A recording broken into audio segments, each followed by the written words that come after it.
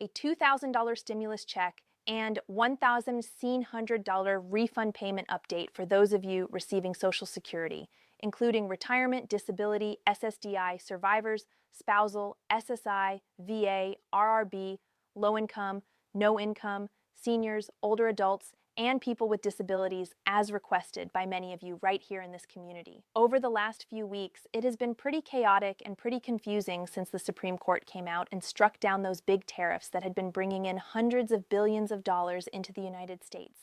We have heard so many times out of the president over the last several months that he wants to distribute a $2,000 stimulus check or dividend payment, as he likes to call it. And then literally a short time after the Supreme Court announcement, we heard from several governors across the country suggesting a $1,700 refund payment to be sent to Americans because we had to pay all that extra money on higher prices of goods and services. Before I break down exactly where things stand, do me a quick favor and hit that subscribe button right now. I cover Social Security news and updates every single day so you never miss critical information about your benefits and potential payments.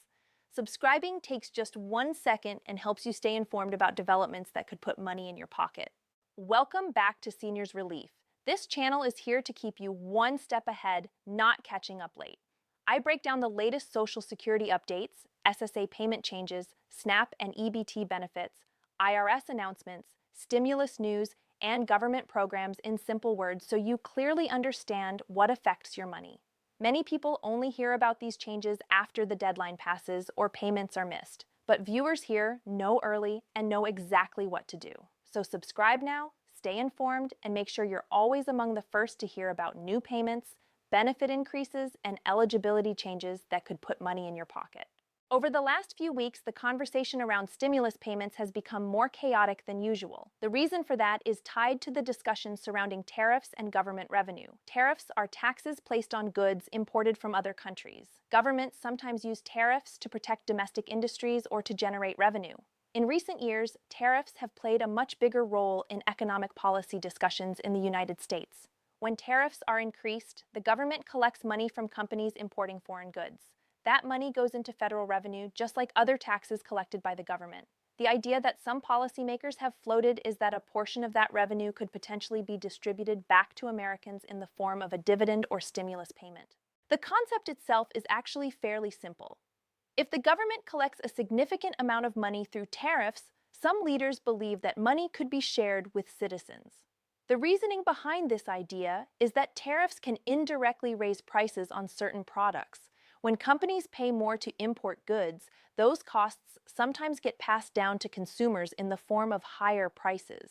Because of that, some people argue that if tariffs generate massive revenue, then Americans should receive a portion of that money back. That is where the idea of a $2,000 payment originally entered the conversation. It was described by some supporters as a dividend payment rather than a traditional stimulus check. At the same time, discussions about a potential $1,700 refund have also appeared. Some state leaders have suggested that Americans should receive refunds because of higher costs that have occurred over the past few years. However, the idea of a refund payment and the idea of a stimulus or dividend payment are essentially very similar when you look at the end result. Both involve sending money directly to citizens. The difference mostly comes down to how the payment is described and how it is presented to the public. Governments often choose wording carefully when introducing financial programs because the way something is framed can significantly influence public perception. Another reason these conversations are happening now is because the United States is approaching another major election cycle. Historically, major policy announcements often occur during periods leading up to elections. Lawmakers frequently introduce new programs or financial proposals during those times. This does not automatically mean a stimulus payment will happen, but it does explain why the topic keeps appearing in political discussions. Leaders from both parties understand that economic issues remain one of the top concerns for voters. Inflation, housing costs, food prices, and healthcare expenses continue to affect millions of households. When people are struggling financially, proposals that involve sending money directly to citizens tend to receive a lot of attention. For seniors and individuals receiving federal benefits, the situation can feel particularly stressful. People who rely on fixed incomes often feel the effects of inflation more strongly than others. Social Security benefits do receive annual cost of living adjustments, but many recipients say those increases do not always keep up with rising prices. Because of that, whenever there is talk about additional payments, many people immediately start asking whether they will qualify. Recipients of Social Security retirement benefits, Social Security disability insurance, supplemental security income, veterans benefits, and railroad retirement benefits all want to know whether they might be included if a new payment program were ever approved. Right now, the most important thing to understand is that discussions about payments are still in the idea stage. In the United States, any nationwide stimulus payment requires congressional approval. That means both chambers of Congress must pass legislation authorizing the payments, and the president must sign that legislation into law. Without that process taking place, no payment can be issued. This is the same process that was followed during the COVID-19 pandemic when several rounds of stimulus checks were distributed. Those payments were approved through major relief packages passed by Congress and signed into law. The current discussions also intersect with another major piece of legislation that lawmakers are working on. Congress frequently passes large spending packages known as reconciliation bills. These bills can include a wide range of policy changes and financial programs. Because reconciliation bills often involve trillions of dollars in spending or tax adjustments, they can serve as vehicles for many different proposals. If lawmakers wanted to include a stimulus-style payment in such a bill, they technically could do so. Whether they choose to do that depends on political negotiations, budget priorities, and the overall economic situation. When economists analyze proposals like stimulus checks or dividend payments, they usually examine several factors. One of the main questions is how the payments would affect the federal budget. Sending money directly to millions of Americans requires significant funding. Policymakers must decide whether that funding would come from taxes, borrowing, tariffs, or other revenue sources. Another consideration is the potential economic impact. Supporters of stimulus payments argue that direct payments can boost consumer spending, which can help support economic growth. Critics sometimes argue that large stimulus programs could increase government debt or contribute to inflation if not carefully designed.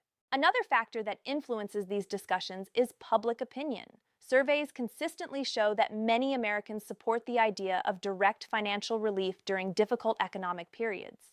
However, opinions differ on how often such payments should occur and how they should be funded. Some people believe stimulus payments should only be used during emergencies, while others believe a dividend system tied to certain types of revenue could provide ongoing support to citizens. These debates are part of a broader conversation about how governments should manage economic resources and support their populations.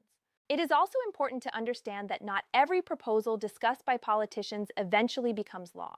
In Washington, thousands of ideas are introduced every year. Many of them receive attention for a short period before fading away. Others evolve into completely different programs after months of negotiation.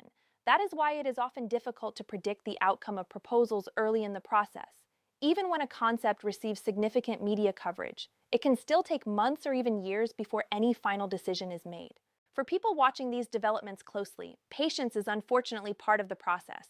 Legislative timelines move slowly because proposals must go through multiple stages. Committees review the details, lawmakers debate the provisions, and budget analysts evaluate the costs. During that time, information can change frequently. New amendments may be introduced, funding sources might be adjusted, or eligibility requirements could be modified. As a result, early reports about potential payments are often incomplete or speculative. Another element contributing to confusion is the large number of online videos and social media posts discussing stimulus topics. Many content creators share updates based on rumors, opinions, or partial information, while some creators try to provide accurate summaries of policy discussions. Others may exaggerate possibilities in order to attract viewers. This can make it difficult for audiences to determine which updates are reliable. For that reason, experts usually recommend paying close attention to official announcements from government agencies or verified legislative updates.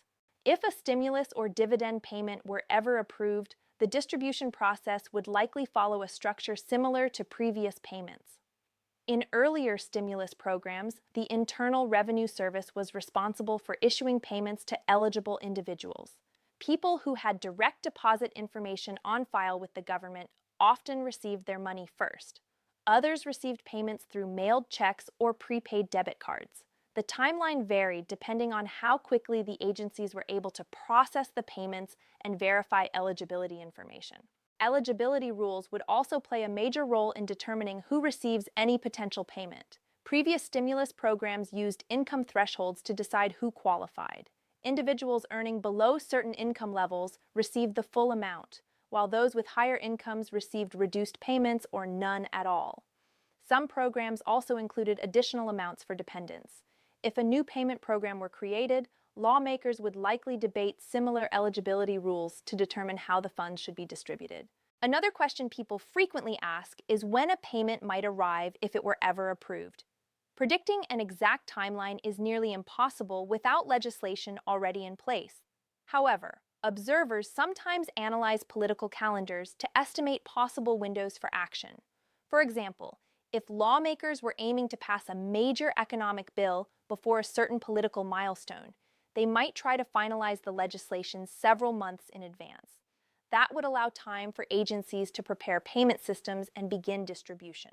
Even if a payment were approved, it would not necessarily reach everyone at the same time. During previous stimulus programs, payments were sent out in waves over several weeks. Some recipients received their funds quickly, while others had to wait longer due to processing delays or outdated information in government databases. That pattern would likely repeat in any future program simply because of the logistical challenges involved in sending money to tens of millions of people. While discussions about stimulus payments continue, many financial experts encourage individuals to focus on practical financial planning. Waiting for potential government payments can create uncertainty, especially when those payments have not yet been approved. Instead, experts often recommend budgeting carefully, exploring assistance programs that already exist, and staying informed about verified policy developments. Programs such as Social Security, veterans benefits, and various tax credits already provide support to millions of Americans each year. Another important point to consider is that economic policy is constantly evolving. Governments adjust policies based on changing economic conditions, employment trends, and global events. What seems unlikely today could become more realistic in the future if circumstances change. At the same time, proposals that appear promising can sometimes lose momentum if priorities shift. Because of that, it is always best to treat early discussions as possibilities rather than guarantees. As we look ahead to the coming months, there will likely be continued debate about economic relief measures. Lawmakers will be negotiating budgets, tax policies, and spending priorities. Within those negotiations, the concept of direct payments may continue to appear from time to time. Whether those discussions lead to actual legislation remains uncertain. The outcome will depend on political negotiations, economic data, and the priorities of congressional leaders. For Americans who are hoping for financial relief, staying informed is the most important step. Reliable updates typically come from official government announcements, major news organizations, and verified legislative records. By following those sources, people can separate confirmed information from speculation. While it can be frustrating to deal with uncertainty, understanding the legislative process can help set realistic expectations about what might happen next. In the meantime, the conversation about stimulus payments reflects a broader concern about the financial well-being of millions of households. Rising costs of living, healthcare expenses, housing affordability, and economic inequality remain major topics in public policy debates. Direct payments are just one of many tools policymakers consider when trying to address those challenges. Other approaches include tax credits, social programs, infrastructure investments, and changes to wage policies. Ultimately, the question of whether Americans will receive another stimulus-style payment remains unanswered for now. The ideas being discussed illustrate how governments sometimes explore creative ways to distribute economic resources. However, until legislation is officially introduced, debated, and passed, these proposals remain part of an ongoing conversation rather than a finalized policy.